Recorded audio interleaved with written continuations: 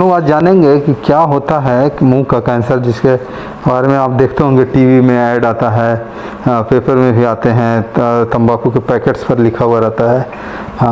बहुत ही कॉमन है, सबसे कॉमन यदि कैंसर कहें इंडिया में, मुंह का कैंसर नंबर 1 पर है। एक पेशेंट ऐसे ही आए हैं जो क्लिनिकली स्टेज 4A का डिजीज है, और इनको जो है क्या हुआ था कि मुंह में घाव हो गए हैं। ये जो देख रहे हैं ये हिस्ट्री दे रहे हैं कि 1 साल का है, सॉरी 1.5 महीने का। ऐसे 1 साल तो नहीं, 1 साल पहले दांत हिलना चालू हुआ था, लेकिन ये जो घाव है इधर 1.5 महीने में बहुत ज़्यादा हो गया। तो देखिए किस तरह से कैंसर का जो जख्म होता है वो कैसा दिखता है मुंह का कैंसर का।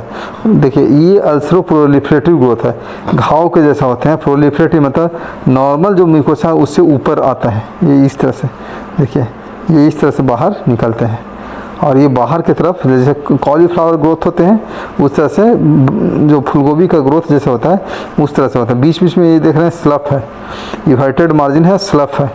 और ये देख रहे होंगे कि ये जितना पार्ट है ये इनक्रोचिंग है, मतलब इन्फिल्ट्रेटिव टाइप का है, बाहर अंदर की तरफ घुस रहे हैं। यहाँ भी देखिए इस तरह से। ये दांत को जो है, एक दांत तो निकल गया है, एक जो दांत है ना ये हिल रहा है, देखिए ये दांत हिल रहा है, और उसको पुश कर दिया, उसको फाड़ करके बाहर आ गया है। तो इस तरह से पेशेंट आते हैं, बड़ा सा ग्रोथ होता है, और इसका हम लोग आज बायोप्सी करेंगे।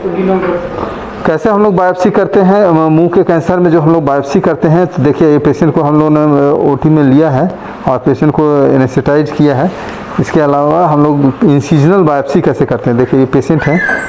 तो इंसिजनल बायोप्सी के लिए जो नॉर्मल स्किन के पास, नॉर्मल म्यूकोसा या नॉर्मल टिश्यू के पास से हम लोग लेते हैं, और ये वेज बायोप्सी होता है। देखिए किस तरह से ब्लीड करते हैं, बहुत ही ब्लीडिंग होती है इसमें, काफ़ी एग्रेसिव रहता है, ब्लड सप्लाई बहुत रहते हैं, क्योंकि कैंसर्स जो होते हैं इसमें एंजियोजेनेसिस जो प्रक्रिया होती है, एंजियोजेनेसिस की प्रक्रिया बहुत होती है। हम लोग निकाल करके रख लेते हैं इस तरह से। और ये वेज बायोप्सी,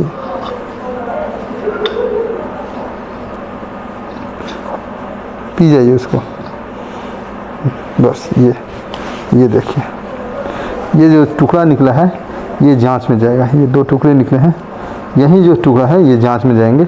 इसको इंसिजनल बायोप्सी बोलते हैं, जो हमने इंसिजन ले लिया है ना, दबा के रख लीजिए, घोट लीजिए मुंह में, वहाँ लीजिए ऐसे। और इसको हम लोग दबा के रखने के लिए बोलते हैं, इस तरह से दबा के रखा जाए। असिस्टेंट जो है दबा के रखते हैं। क्या प्रिकॉशन लेना चाहिए बायोप्सी करने के बाद? जब हम लोग बायोप्सी जब करते हैं तो प्रिकॉशन पेशेंट्स को क्या बोलते हैं कि लेना है? पहले तो प्रिकॉशंस यही हैं कि इसको दबा के रखना है। मोस्ट ऑफ द ब्लीडिंग जो है 10 मिनट दबा के रखने पर अपने आप बंद हो जाते हैं, कोई स्पार्टर नहीं रहता है, ये कैपिलरी ब्लीड होता है। तो कैपिलरी ब्लीड के कारण ये चीज़ें होती है, तो उसको दबा के रखेंगे तो अपने आप बंद है। फिर हम लोग पेशेंट को बोलते हैं कि 4 घंटे तक मुंह से कुछ खाना पीना नहीं है, मतलब 4 आवर्स तक कोई भी चीज़, बाहर का सामान मुंह में नहीं जाना चाहिए। तीसरा होता है हम लोग हॉट ऑब्जेक्ट्स, जैसे जो कॉफ़ी है, चाय है, दूध है, गर्म दूध है, वो मना कर दें, क्योंकि हॉट चीज़ लेने से क्या ब्लीडिंग होने का रिस्क और बढ़ जाता है। तो हम इनको बोलते हैं कि नहीं, आप आइसक्रीम रखिए, ठंडा पानी लीजिए, ठंडा जूस लीजिए, ठंडा चीज़ें ज़्यादा प्रीफर करते हैं कि ठंडा से क्या होता है, वैसो कॉन्स्ट्रिक्शन होता है, ब्लड वेसल्स जो है कॉन्स्ट्रिक्ट करते हैं, तो उस कंडीशन में क्या होता है कि इनका ब्लीडिंग का जो रिस्क है और कम होता है। तीसरा है सॉफ्ट डाइट करने के लिए बोलते हैं, हार्ड चीज़ें नहीं देते हैं, जो सॉफ्ट जैसे खिचड़ी है, दलिया है, खीर है, ये सब चीज़ करने के लिए।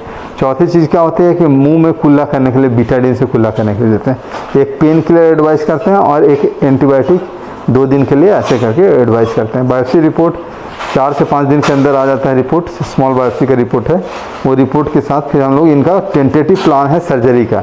इसमें कमांडो ऑपरेशन होता है, कंपोजिट रिसेक्शन, सेगमेंटल मैंडिबुलेक्टोमी होगा, फिर इस सब का MND मॉडिफाइड नेक डिसेक्शन, और साथ में इनका रिकन्स्ट्रक्शन किया जाएगा। तो आप कंप्लीट चीज़ें हम जान पाए हैं आज का इस वीडियो में कि कैंसर किस तरह का दिखता है, बायोप्सी कैसे करते हैं, बायोप्सी के बाद क्या प्रिकॉशंस लेना रहता है, क्या सावधानियाँ बरतनी रहती है, बायोप्सी क्यों ज़रूरी है। बायोप्सी जो कहा जाता है बायोप्सी करने के लिए कि अक्सर बोलते हैं डॉक्टर्स की ग्रोथ है, इसको बायोप्सी कर लीजिए। तो बायोप्सी क्यों ज़रूरी है? बायोप्सी ज़रूरी होता है कि बायोप्सी से हम लोगों को पता चलता है डिजीज़ के बारे में। कि कैंसर है तो कौन प्रजाति का है, कौन सा ग्रेड है, LVI है, लिम्फोवैस्कुलर इन्वेजन है या PNI है या नहीं है, तो डिजीज़ का क्या बायोलॉजी है, डिजीज़ किस तरह का है, कौन से प्रजाति का है, कौन सा ग्रेड है, ये सारा इन्फॉर्मेशन, इवन LVI PNI सारा चीज़ हम लोग को पता चलता है बायोप्सी से।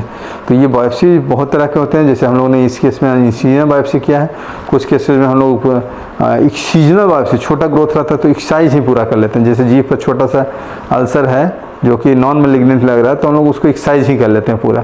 तो हर एक जगह का अलग अलग है कि बायोप्सी इंसिजनल है, एक्सीजनल है, पंच बायोप्सी होता है, पंच बायोप्सी हम लोग लेते हैं। इवन FNAC भी कई बार करते हैं, FNAC also type of biopsy. तो इस तरह से कंप्लीट चीज़ें हैं और बायोप्सी ज़रूरी होता है, बायोप्सी से बीमारी नहीं बढ़ती है। कॉमन डिलेमा होता है, कॉमन मिथ है लोगों के बीच में कि नहीं कैंसर को छेड़छाड़ नहीं करनी चाहिए, बीमारी बढ़ जाती है, ये बिल्कुल गलत है। इसका बायोप्सी करेंगे तभी हम लोग जानकारी पता चल पाएगी कौन सा प्रजाति का कैंसर है, इसलिए बायोप्सी मस्ट है।